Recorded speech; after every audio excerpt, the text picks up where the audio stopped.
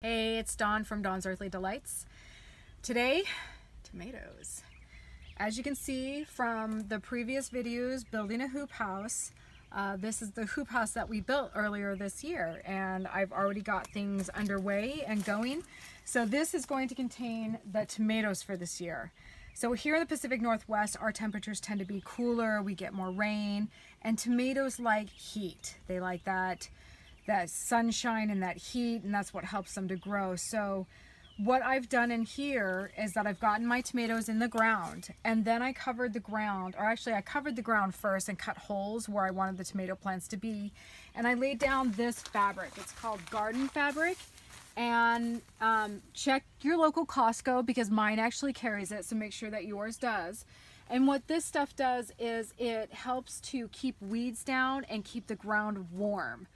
And when you throw the mulch on top of it, it's just another layer of the same thing, except that when the mulch starts to break down slowly, it actually goes to feed your garden new organic material. That in order to have an organic, healthy garden, you have to replace the organic material every year, ideally.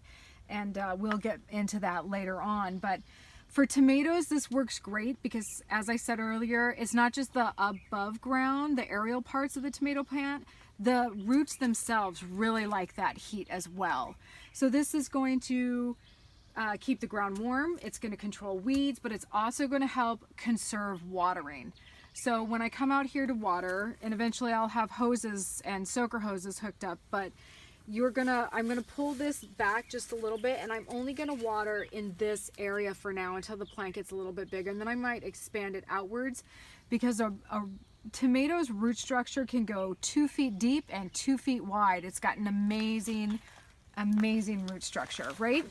So this is a tomato plant, and it looks kind of leggy and gangly, and as you can see here, I have pulled off all the lower leaves because I'm going to put this in the ground. Now, you'll hear people tell you you want to bury it kind of high up, and you do, and I'm going to explain to you why. So when I bury this, I'm probably going to bury it up to about here.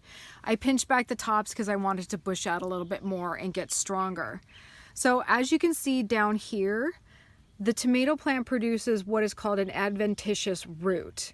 So other than the underground part where the root system is formed, plants that create an adventitious root, it will create root structures. As you can see, these tiny little nubs coming out here. It'll go up the stem of the plant, and sometimes you'll see it on the leaves as well.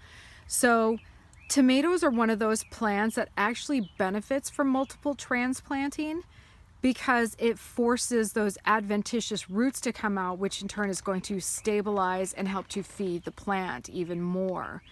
So when I do go to put this in the garden, I'm gonna plant it with roughing up the base of the leaves or the root system just a little bit. As you can see, the roots are already coming out. And once that primary taproot is damaged from transplanting, it actually helps to force the more lateral roots. This is a fibrous root system as well. You can tell by all the tiny little rootlets that are coming out. And once you rough it up and snap that primary taproot, it forces all the adventitious roots, and you've got this really strong, amazing plant. And it's going to help provide really beautiful, amazing, luscious, and delicious fruit.